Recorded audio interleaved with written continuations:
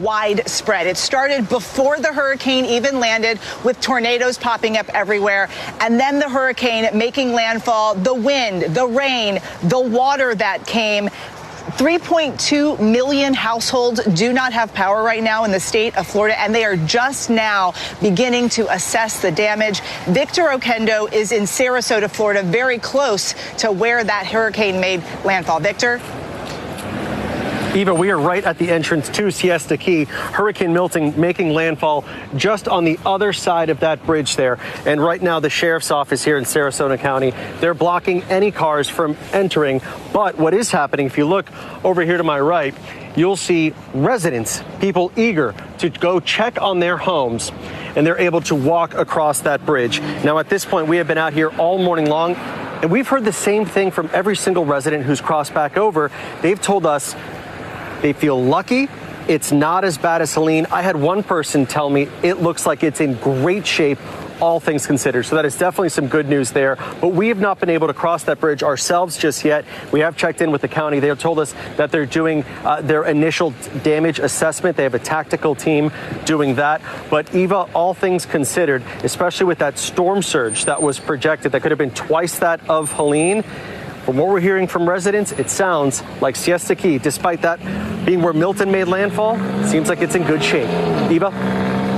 That is really reassuring news this afternoon, Victor. Let's check in now with Ginger Z in Fort Myers, Florida, with where Milton is headed next. Ginger?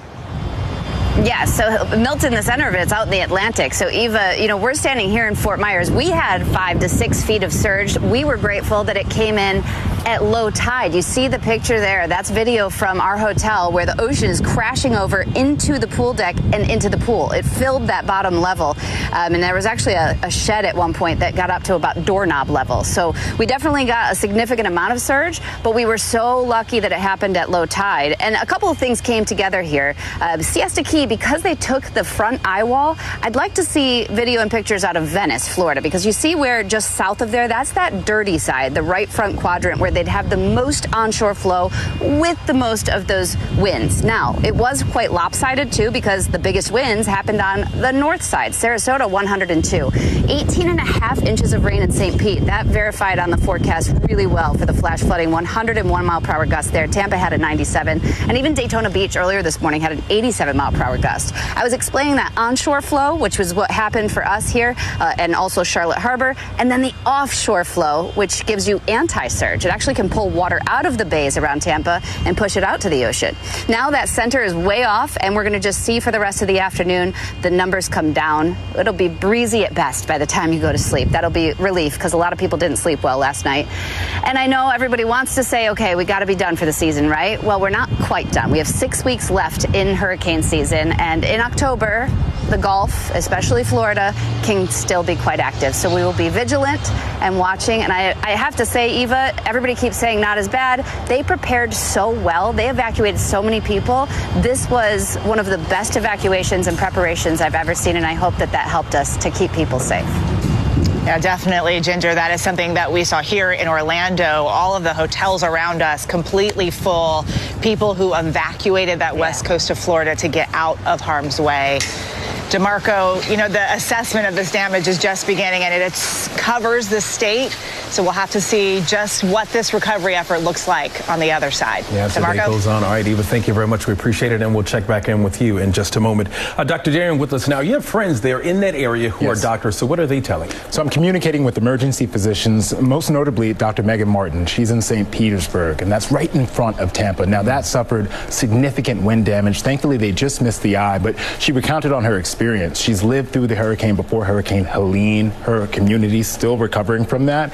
And she talks about how many of the injuries come from the debris that we see, the debris on the ground, the debris in the water. Right now, the main problem in their hospital is that they lost water. Unfortunately, water obviously is needed. That has caused many hospitals to need to evacuate.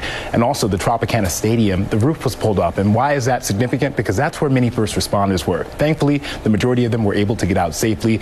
But right now is the wait and see. many of those what we call walking wounded, those who have been injured by the shrapnel and the debris that has been in the streets.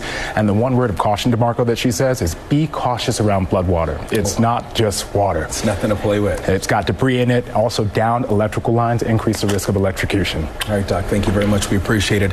Still ahead on GMA3 on this Thursday, part of the roof was torn right off the home of the Tampa Bay Rays. That's what Dr. Darian just talked about. More than 3 million families are without power. We'll have more from Eva on the storm, and the mayor of Clearwater joins us.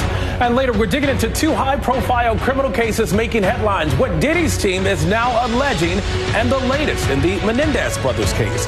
Better call Brian when we come back. Stick with us.